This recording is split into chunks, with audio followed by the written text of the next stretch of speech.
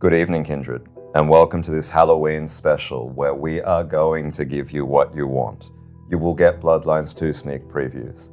We will talk about character. We will talk about narrative. We will talk to the Chinese Room. Hello folks, I'm Ian. I'm narrative director at the Chinese Room. I've been in video games for about 30 years and film and TV, spending a lot of time around detective stories and horror. In particular, you might have played Amnesia Rebirth, which I was story lead for. But tonight we're going to be talking about something a bit different. We're going to be looking slightly into the future. And I'm Sean Graney, Executive Vice President for World of Darkness at Paradox Interactive. I've been with this project since 2017.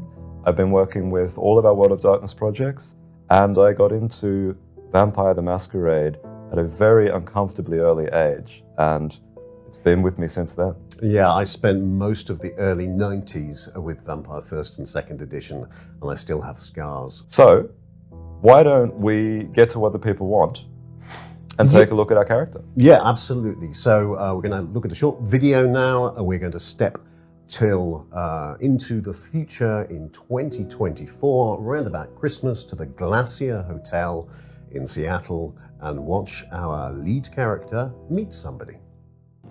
She didn't murder you, so that's a start.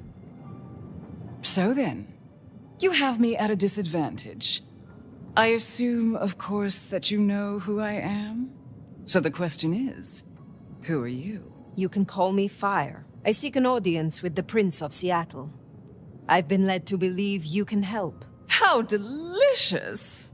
Whatever could you possibly want with our beloved prince? That's my business. Now, Fire, that is not a fair exchange.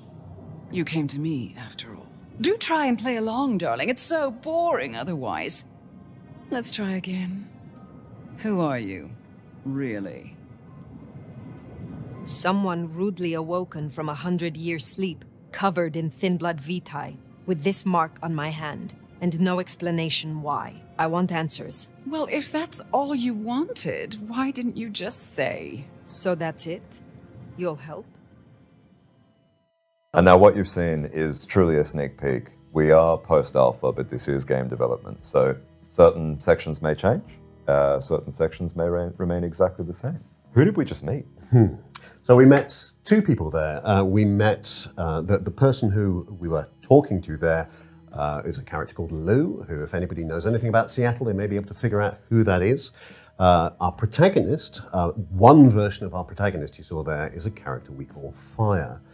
Fire is an elder kindred. Fire has been asleep for around 100 years and has just woken up into modern day, or slightly near future, Seattle. And there are huge consequences to dropping an elder into a kindred city. Most games, we play a newbie. In all sorts of different RPGs, we play a newbie who is learning the ropes of the world. Fire is different. Fire is old, experienced. She's a hunter, she's a stalker. She knows how to be a vampire, but she doesn't know the current day situation and how her actions are going to affect the world. So, you're talking about how we're inverting the kind of RPG journey here. How is the Chinese Room handling that from a game development and design perspective? Yeah, there's a couple of really interesting things going on here. So firstly, it's the normal journey of an RPG character to gain power over time, but we're starting with a certain level of power here. You have impact from the very beginning. Fire isn't at her full power, hasn't recovered it yet, and there are constraints that we don't want to spoil that mean she is effectively bound. She's in a bad situation. You may have seen that mark on her hand. That is a puzzle for her, it's a problem for her, it's something she's trying to solve. So the player journey, the character journey, is about regaining and possibly exceeding what she once was, and having making a big change to Seattle for reasons which I hope will become clear. So this is the inverse of Bloodlines 1 in some ways. In Bloodlines 1, you awake as a fairly unimportant vampire. You are used as a pawn by a number of different LA vampires. Here we'll be awaking as an elder in Seattle, trying to get their bearings, I'm assuming. Yeah, that's right. So this isn't a blank slate of a character. It's worth saying. Obviously, you can customize it. There'll be a choice of clans. There'll be a choice of outfits, a choice of gender, and as the gameplay goes through, it's up to you. Elements of her background are up to you to choose, and what she reveals to other people, and what story she's telling. Whether she's telling them a fantasy or whether she's telling them the truth. But there's a certain commonality, which is she stepped into a place she doesn't know and she can't grasp yet. At a time she doesn't know and can grasp. So, like the protagonist of Bloodlines 1, she will have to learn what the situation is, who the major personalities are, and how she can deal with them. But how does this not all come apart when she opens a laptop or sees a pedestrian crossing? She doesn't understand the modern world, but as you may have seen in that last video, she's not entirely alone. The Mark has done something very strange to her. She doesn't understand it at the start of the game, but she is hearing another voice. It is the voice of a character called Fabian. Fabian is a modern thin-blood vampire from Seattle. He has ended up inside Fire in a way that will be explained in the gameplay. And he is trapped inside her. She is trapped with him. The two together have to navigate their way through this world. They may hate each other. They may grow to like each other. They may carry on hating each other all the way through, but they are bound together. He has an idea about how modern kindred work. He doesn't have the experience that Fire does of vampire society, but he's got a pretty good view. So he can help her. He can guide her through Seattle. He can also, because he is a thin blood, he has access to things and an understanding of things that the Elder Vampire doesn't. So really this is the story of the two of them and how they navigate their way through this situation and how they affect Seattle. Will there be an ongoing evolution in our relationships with these characters, and can we affect that? Yeah, absolutely. Really, that's the meat of the game for Fire, is that she is having to deal with a society of kindred, and she has to decide how to deal with them, because they all have different objectives, different goals, and a different relationship to Fire. It's unlike the sort of game where you might play a Paragon or a Renegade, or a light side or dark side, because Fire has to look at each person individually and figure out how to work with them, how to deal with them. Whether she goes, I am an elder, you have to do what I say, or whether she tries to court them, whether she is more insightful about what's going on. All those relationships will be different, and people will treat her differently because she treats them differently. And then the core feature of all this will be the relationship between her and Fabian. The two are caught together. Fire is the only person who can hear Fabian. Fabian can't interact with anybody else. He sees everything that she does, and he sees how she treats other people. So that long-term relationship really is the heart of this story. And for fans of Bloodlines 1 and Vampire the Masquerade as a franchise, what will Fabian offer as far as feeding back that kind of information to the player? Well, the two talk through the whole game, and then as the story develops, the effects that she has and the effects that Fabian has on her, really, she's an elder vampire. She spent a lot of time not really thinking about humans as anything other than prey, really. She's distanced from that. In the same way that we as players are often quite distanced from violence in games and from the strange in games. Fabian is much more grounded. He's much more human, and really we're playing off the contrast between the two, the contrast between the elder and the younger, the contrast between the olden times and the new times and how the two interact. So he's very much an anchor for her, I think it's fair to say, and very much a compass for her if she chooses to pay attention to him. And so for fans of the IP and also the original game, Fabian will sort of play this role of explaining to the character how humane they are. I guess that's part of it. Yeah, Fabian's got many roles. He's a very rounded character. It's also worth bearing in mind that it's not just going to be fans of the franchise who play this game. So new players are going to want to learn about the world. Fabian knows about some of it. Fire knows about a lot more of it, but the way the two talk about it and the way the two discuss it will help us open that window into a world and tutorialize it to a certain extent, I think. And also how the powers work and how powers interact with other characters in the world. That somebody needs to know that stuff, and some players won't. And so the interplay between the two characters helps us with that. So Fabian sounds like a very interesting character. How will players be able to customize their narrative experience with Fire as the protagonist? So, as we talked about earlier, you have options. You have clan choices that affects, for example, the powers that you have. Although again, the story gives us a bit more opportunity to play around with that. It's a bit more flexible because of the presence of things like thin bloods. There's the interactivity with all the characters you talk to, the choices you make with those characters. And then there's the wider city, Seattle itself, and how Fire deals with the citizens of Seattle. And as a predator, there are times when she is going to want to gain power from some of the citizens, and hunt.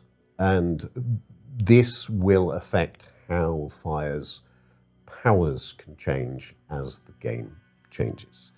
And that depends on how she treats those citizens. If she approaches them as a bully, trying to push them into a certain reaction, then that might work, that might not work. It might scare them off, something else might happen. It also depends how she looks. If she's dressed as one type of character, somebody may have a very different reaction to her compared to if she dressed like another.